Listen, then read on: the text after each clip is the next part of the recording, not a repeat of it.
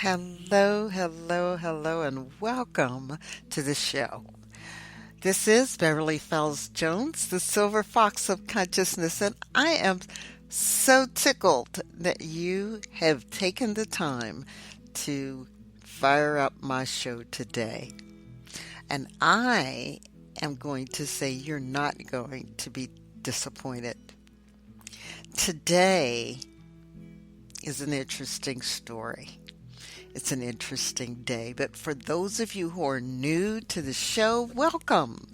And if you like the show, you like what you hear, I'd appreciate it if you're listening to this on YouTube to hit the thumbs up button and to subscribe to the show. If you're listening to this on iTunes or Spreaker or any other platforms, please follow me and give me a thumbs up if that's possible. I really, honestly appreciate the fact that you're listening. It's great for me.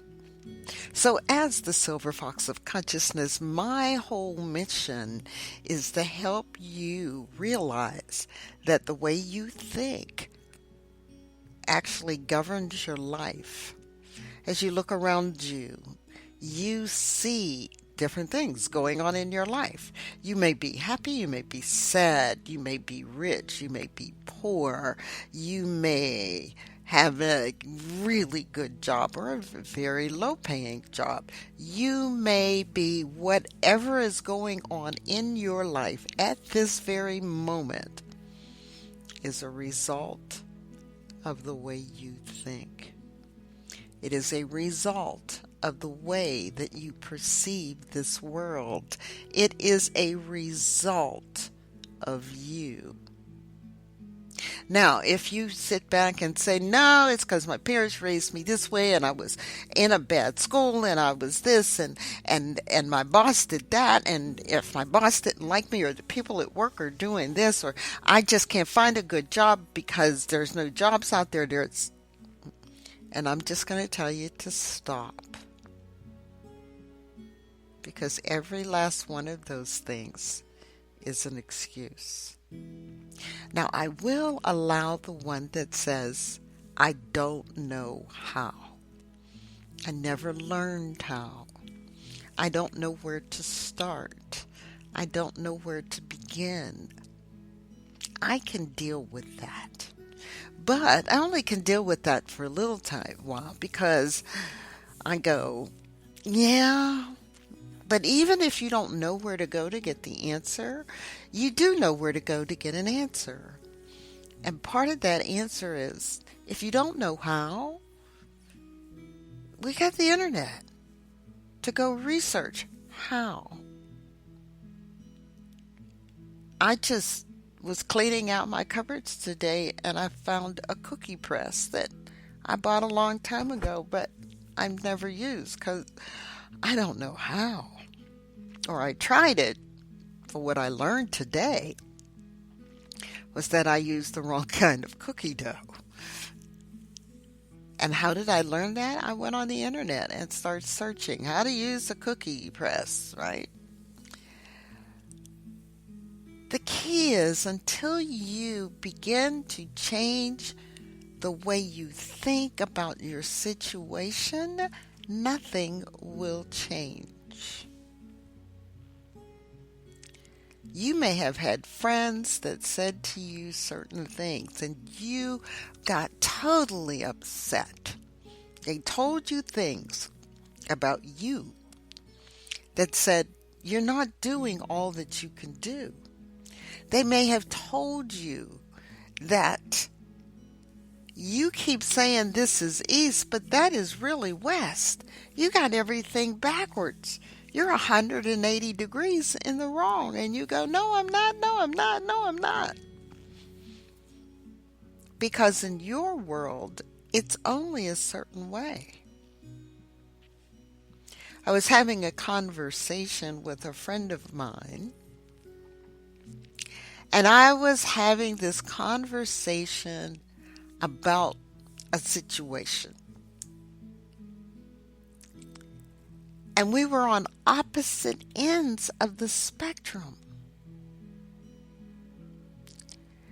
And the key in this conversation was I was on this one side, and I kept saying, well, what would you do if you were in this situation?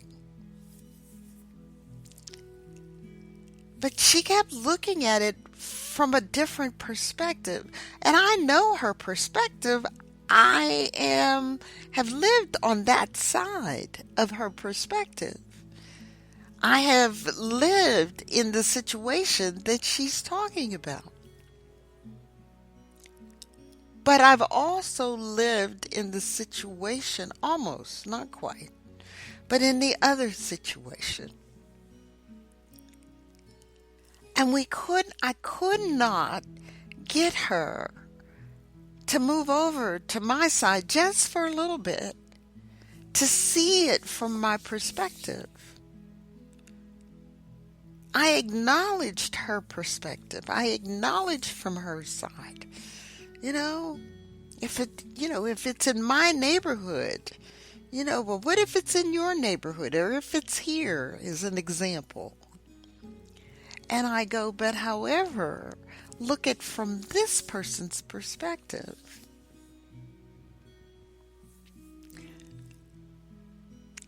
I hate to just kind of talk about the issue, but I have to.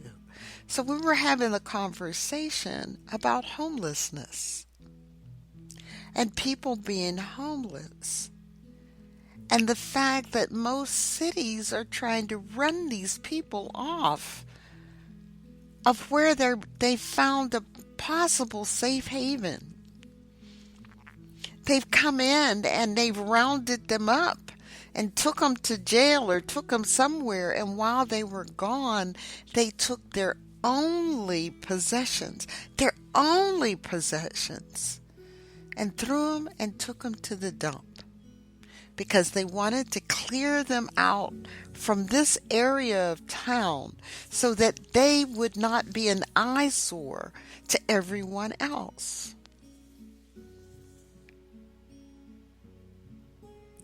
If it hadn't been for welfare, if it hadn't been for the help of the state when I was pregnant with my first child, I would have been homeless.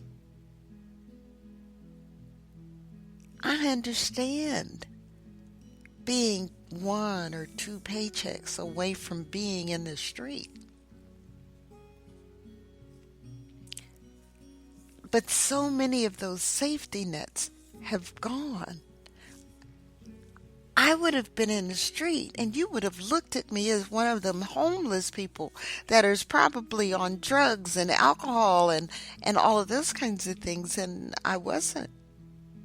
It was just that back in those days when you were pregnant, once you got to be 6 months pregnant, you left work. You weren't allowed to work. And you could come back to work 6 weeks after your baby. Well, 6 months pregnant, that's 3 months right there. And it was 3 months of no money, nothing. Once I had the baby, then I was on sick leave and I could get money from work. But for 3 months, I had to rely on the state to help me. But that's not there anymore. I would have been in the street or living in my car and looked down upon by many people. And that's the situation of many homeless.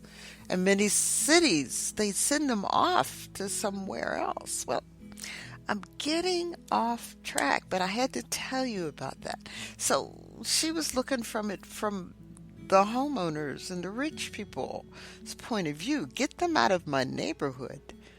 Oh, if you build that Section 8 housing here, you're going to devalue my property. I've got $1 million home, and you're going to put those Section 8 lowlives in my neighborhood? They aren't lowlives. And more than likely, you are the employer who's only paying them minimum wage. So what choices do they have? And what's that have to do with the title? Cognitive dissonance. Well, here's what it has to do with. I could see and hear that she was hearing what I said, but she couldn't, under any circumstances, come over and feel what I felt for those homeless people. And the key is, she couldn't go there because she didn't want to go there because of things that happened in her life.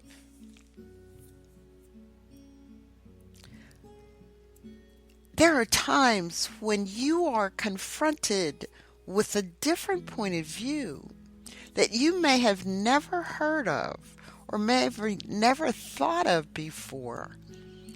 And you realize inside of you that there's a possibility that you were thinking wrong or from a lack of knowledge, or that couldn't possibly be true because I'm thinking this, and I've got to believe this because this is the way the people I'm working with and around are all feeling.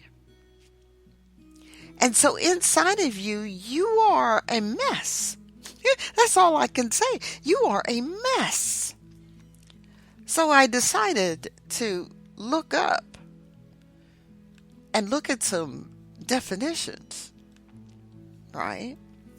So cognitive deals with relating to cognition, concerned with the act or process of knowing, perceiving, cognitive development, cognitive functioning. Also in the definition, relating to mental processes of perception, memory, judgment, and reasoning. So if somebody has been thinking that this one item was the color blue all their life, and you finally say to them, you have this issue with the way you see colors, and let's say I'm the eye doctor. There's been a way that you've been seeing and perceiving colors, and the color that you are perceiving as blue is actually black. And all of a sudden you're going, no, that can't be. And this is blue. This is what I've been told all my life. This is blue. No, it's black. It can't be. So there's where the dissonance comes from. In the fact that you're being confronted with something that is supposed to be a fact, knowledge, but it's totally against what you believe, your thought process. Dissonance means inharmonious or harsh sound, discord. Words related to dissonance are disparity, dissension, incongruity, discrepancy, discord, disharmony, contention, antagonism, controversy, strife. You are experiencing things that it's like, it's like a push-pull situation. Cognitive dissonance. So what do you do when your friend can't hear what you're saying because they're stuck in this thing? Because you are breaking their paradigm in their life. You are putting them in a situation where they have been wrong, or you're making them wrong, or what they've learned was not right. It was, Have you ever been that way? Have you ever felt that way? Cognitive dissonance. Dissonance. I just have that like, oh, come on, Beverly, your pronunciation's going out the window. So anyway, I'm on Wikipedia right now. And it says, in the field of psychology, cognitive dissonance is the mental discomfort or psychological stress experienced by a person who holds two or more contradictory beliefs, ideas, or values. This discomfort is triggered by a situation in which a person's belief clashes with new evidence perceived by that person. When confronted with facts that contradict beliefs, ideals, and values, people will try to find a way to resolve the contradiction to reduce their discomfort. And I'm moving on to another one, is that discomfort is because you're wrong. And we never want to be wrong. I can't be wrong. I couldn't have been believing this all these years, and that's not true. I'm gonna give you another example, another real life example. A friend of mine. She's now a friend. I haven't talked to her a while. Need to call her. Anyway, she was raised in a family and in a town where she had never ever met, talked to, associated with a black person. Never in her life. And at her kitchen table in her home, black people were portrayed in a negative manner.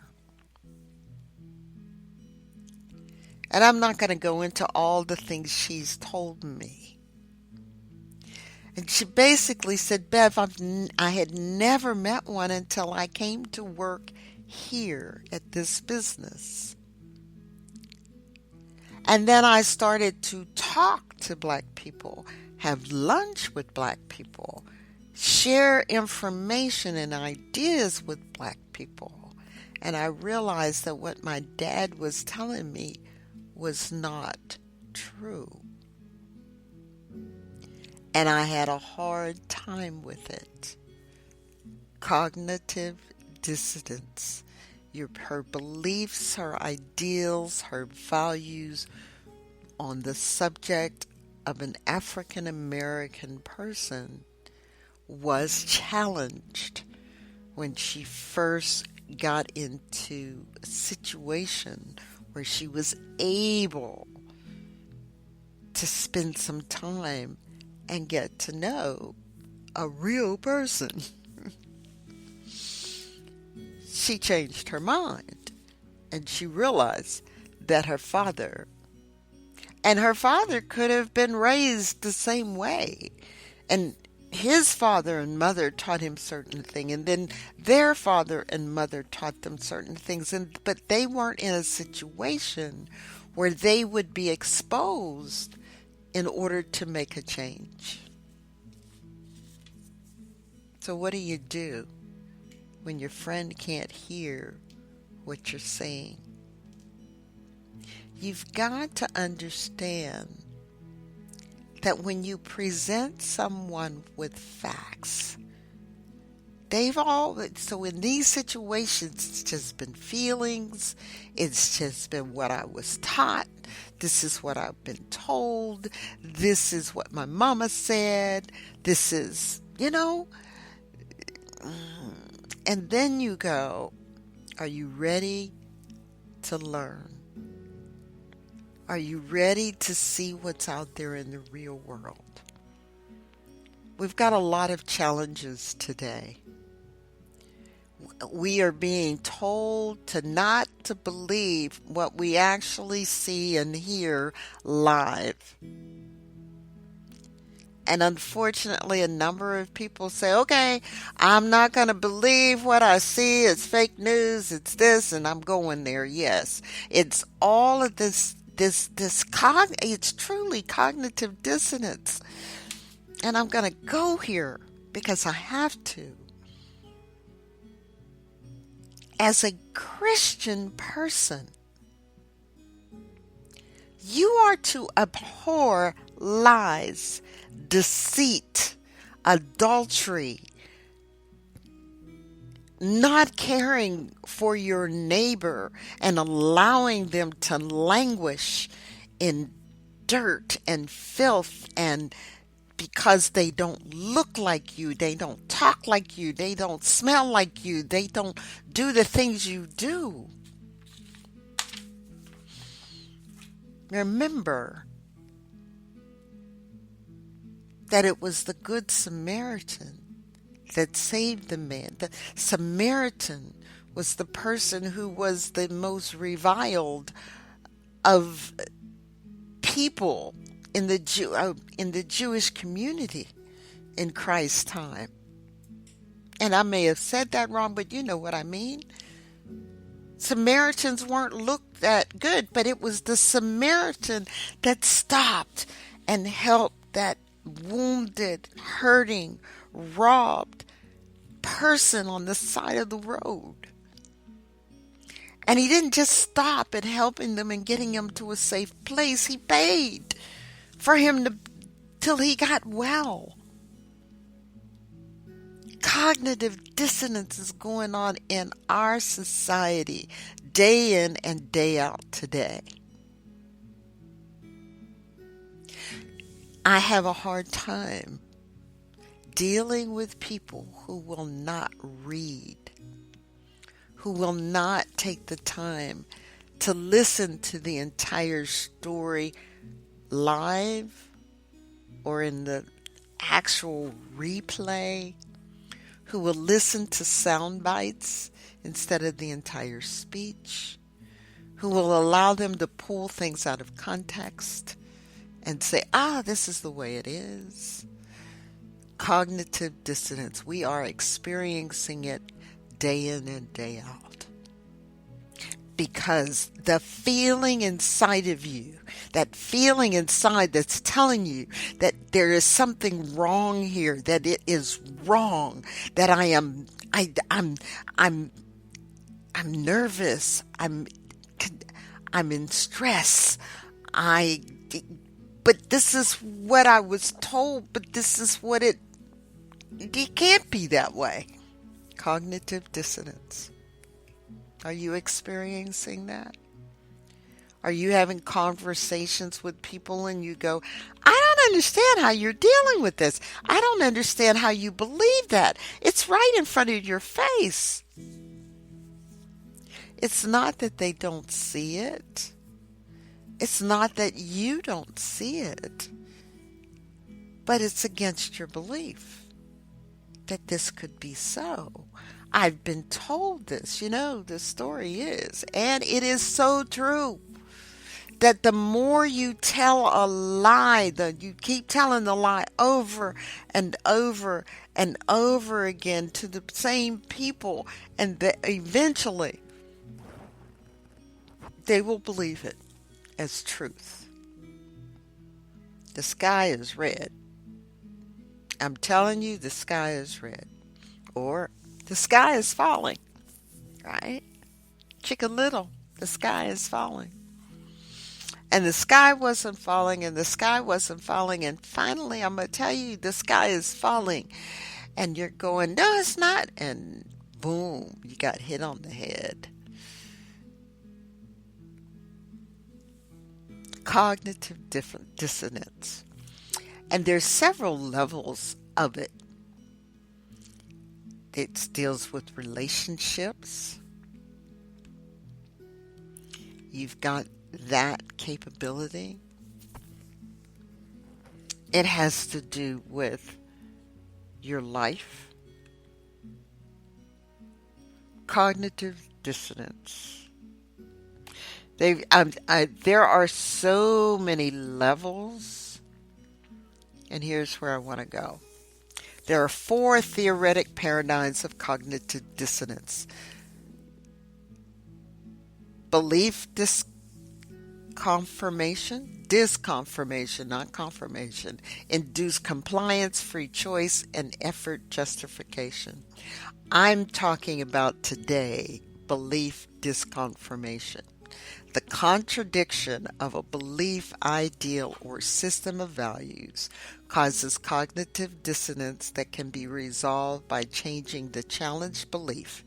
Yet instead of affecting change, the resultant, and here is what we're experiencing today, mental stress restores psychological consonance to the person by misperception, rejection, or refutation of the contradiction.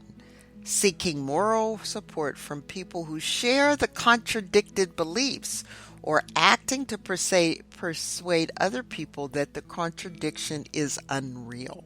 This is so, it's, let me go back with another example.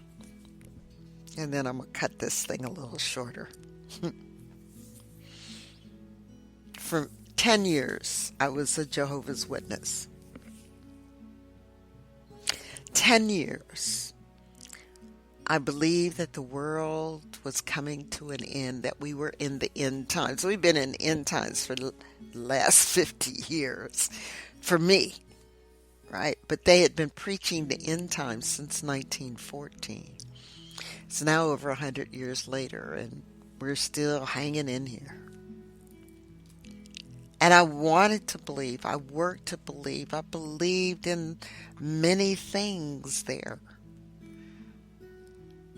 But when the date came and went, I almost had a nervous breakdown.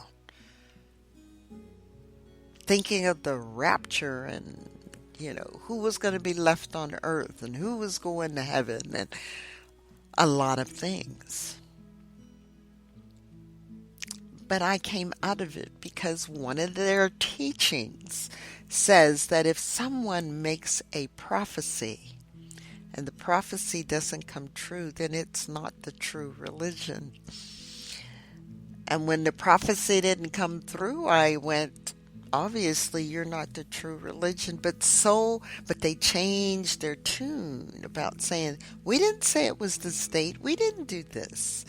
And I went back and read some documents, some books on the society and some of the beliefs they had and some of the things they said it was going to happen that didn't happen.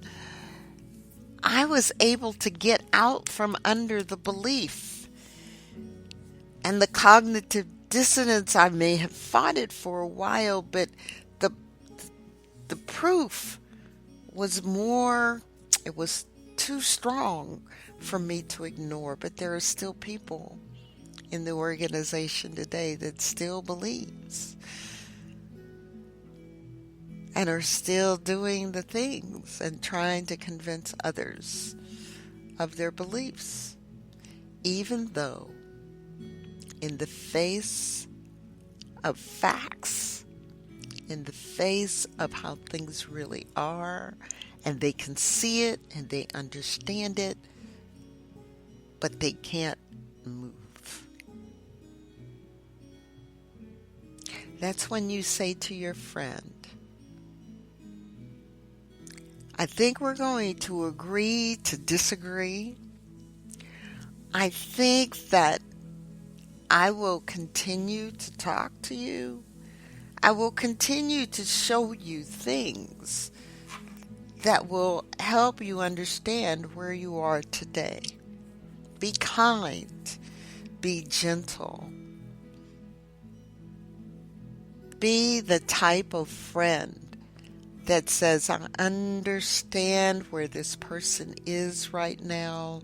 I understand that they cannot admit that this belief system, this paradigm is hard to change. I will just continue to love them until they see the light. Now, you may be the one with the wrong belief. So you have to look at you and say, am I believing right? Is this true fact? I've done a lot of research on things because I needed to know the truth. And what I'm going to tell you today is look at your beliefs.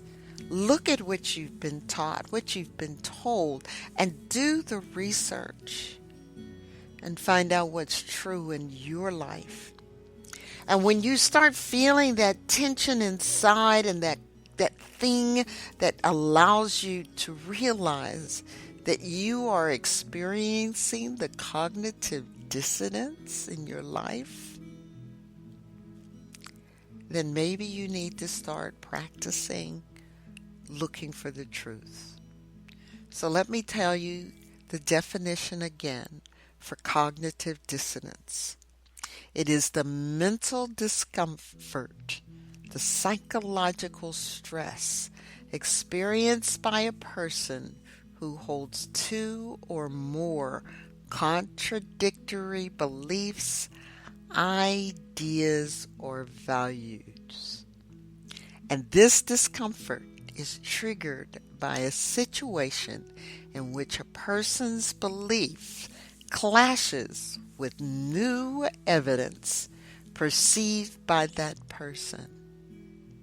When confronted with facts that contradict beliefs, ideals, values, that person will try to find a way, now listen, to resolve the contradiction to reduce their discomfort. So they will try to figure out how what they truly believe is true so that their discomfort is eased, and they will find one slimmer of hope and they will hold on to that. So if you find yourself in a situation where your belief level is challenged and you feel in your gut and it's turning and churning and your chest is tight and you're losing your breath, just take a breath. Just take a minute. Take a minute meditation. And understand your body is telling you something. Your body is telling you that you need to, something ain't right.